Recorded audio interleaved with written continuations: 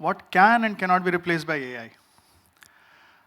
I believe, as Elon Musk also believes, that all of us are living in a simulation. It's just that I have been told by my elders that this simulation is called Maya. We have known about it since quite some time, but let's kind of start. So, first of all, when we think about replacing, we are not talking about replacing cookers with AI or fridges with AI. Generally, we talk in terms of what humans will be replaced by AI. This is a photograph, 100 years old. It is from 1913 at an office in Berlin. If you see, what people are using here are slide rules.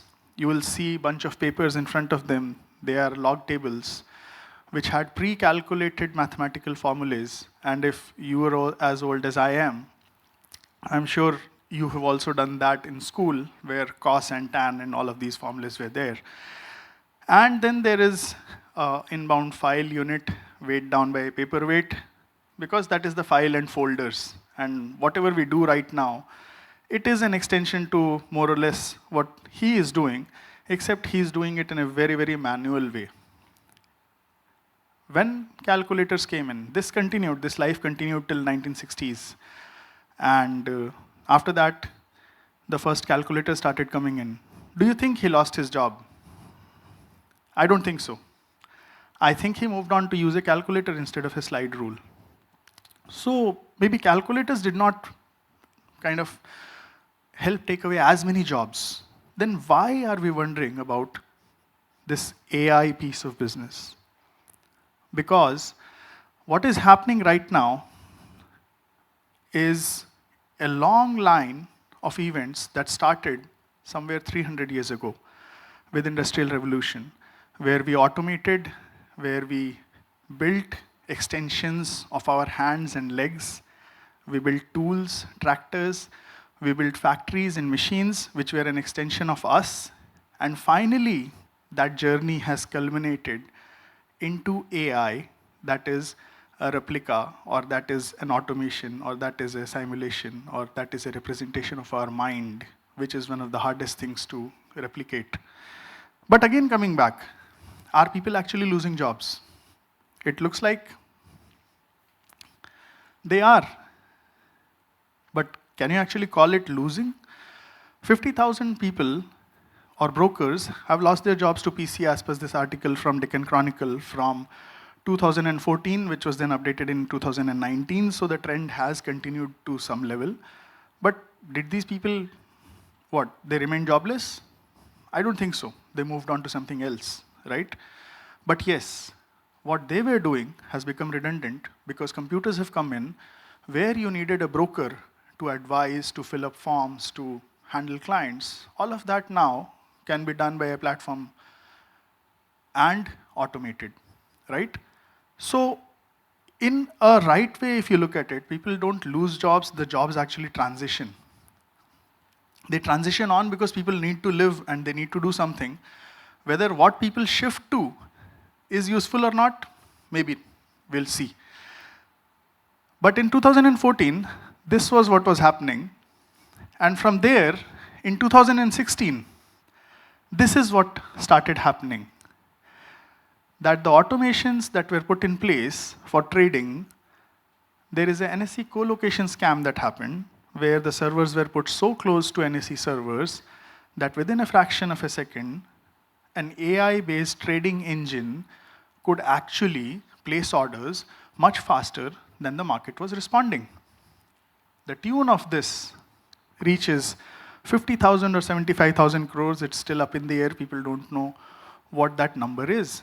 Within 3 years, we talk about 50,000 brokers lose jobs to PC.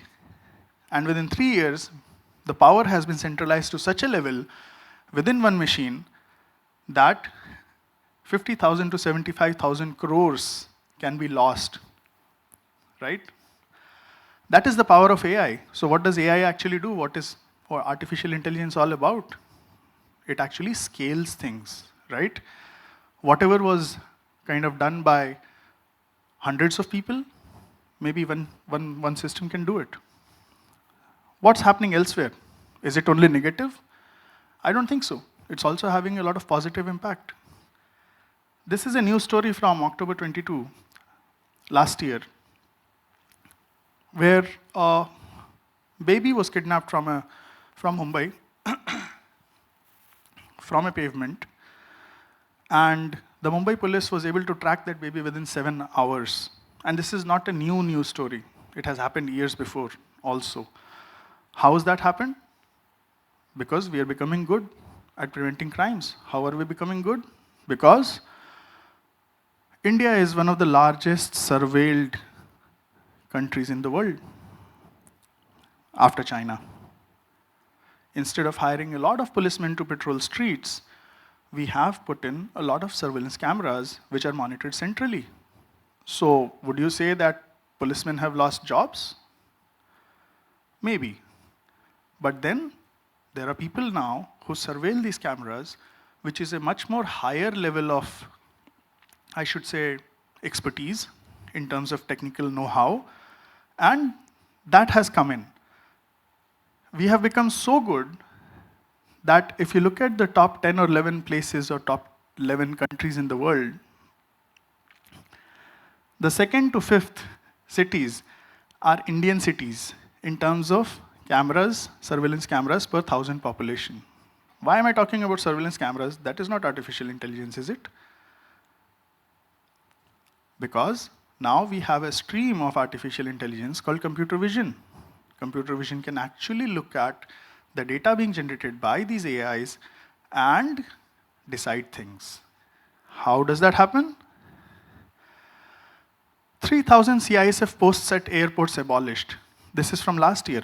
If you have been traveling to airports, you have seen this computer vision with your own eyes, where your bag went into a scan and the AI decided whether it has contraband and needs to be checked or whether it can seamlessly go through, right? So again, the same cameras, different purposes, and a set of people lose this job. So people have been losing jobs, but those jobs have been transitioning as well. People have been moving to different things, which brings me to, why don't we see this change? Why do we keep on asking? There are some people who know, who are fearful that our jobs will be replaced. How will we do our jobs? AI will come in, and we see all of these news stories about big brands, big tech, letting go of people. But why don't we see this change? It's because these changes are happening over time, over 10 years, over 3 years, over 5 years. And we have something called as recency bias. We lay more importance to things that have happened recently in past. And things happening long before are forgotten. Okay? So what happens is, when something happens somewhere in another part of the world, 3 years ago, you feel that shock, then you forget about it till it happens to you. And till things happens to you, you feel it's happening to others, it will never happen to you. That's another bias. But overall what happens is, we are really bad at connecting the dots. If humankind has to be fooled, all we have to do is keep on doing things at an even pace with some gap in between. Look at global warming. That's a good example. Somebody had to come and actually connect the dots, and then also the jury is out there whether it is real or not. That is what is happening to us. So if there are events happening at a distance, we tend to ignore them. We are very bad at connecting the dots. This is also a funda in user interface design. It's called Gestalt principle. So in UI and UX, we club things together. If two people sit together, you think they are together. If two people are far apart, you think they do not have anything to do with them. And that's why we don't see this change. And that's why we don't feel a sense of worry. Now, it has kind of reached a stage where you are feeling that because of all of this news and all of this that's happening in this year. But next year, when all of this will be behind us, our recency bias will kick in, and we will forget the threat that is there. So, how is AI kind of doing it? What actually is AI? AI is a machine. As I said, it's a replica for our mind. It's a machine that actually predicts. It doesn't know stuff. If you look at a Google search, and if you go out and if you ask Google search, or if you ask any other ChatGPT, what are the 3 colors in the Indian flag? You will get 3 colors as white, green, and saffron. But it doesn't mean that the AI system actually knows like the way we do, that it's white, saffron, and green. For an AI system, this set of answers has the highest possibility of being right. So the AI system is actually predicting that this is the answer you want. And there are other answers which it's ignoring, which have a less degree of certainty of being right. That is all that is being done by the AI system. Why is this important? It is important because till forever, this certainty that the AI had was very low. It wasn't good. It wasn't good because computers were not able to hold a lot of data. They were not able to crunch a lot of data. They were not able to analyze a lot of data. That has been changing since quite some time. And now we are at a place where machines who are predicting have become really good. So what does that do? What that does is, it brings down the cost of the risk. If machines are more certain, if you take an Uber to airport, and if you believe that the time that Uber is telling you, the time by which it will reach airport, you will optimize for it, and you will reach the airport in time. If you don't believe that what Uber is telling you is true, you will keep some gap time in your hand to compensate for that AI's mistake. In the world, these mistakes have started going down. Different kinds of mistakes are happening, but at least in accuracy of prediction, these mistakes have started going down. And with that going down, what is happening is a lot of jobs now, which depended on such predictions, which we also call decisioning, are being converted into AI or workflows. This again is something that started 100 years ago. What you see on your screen are called therbligs. This was created by a gentleman called Gilbreth.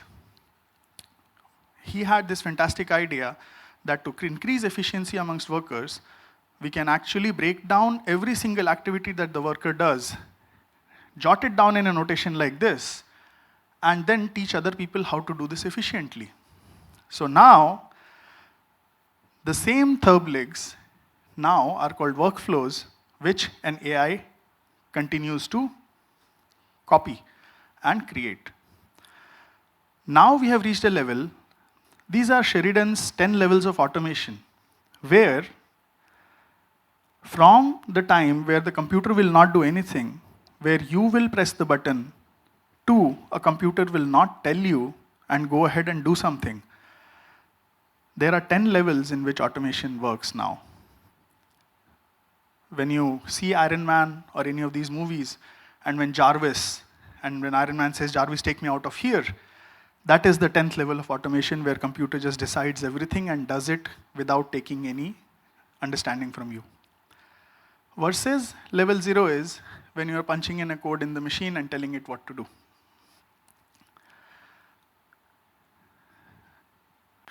Bill Gates tells us that ChatGPT will change our world by making our workplace more efficient.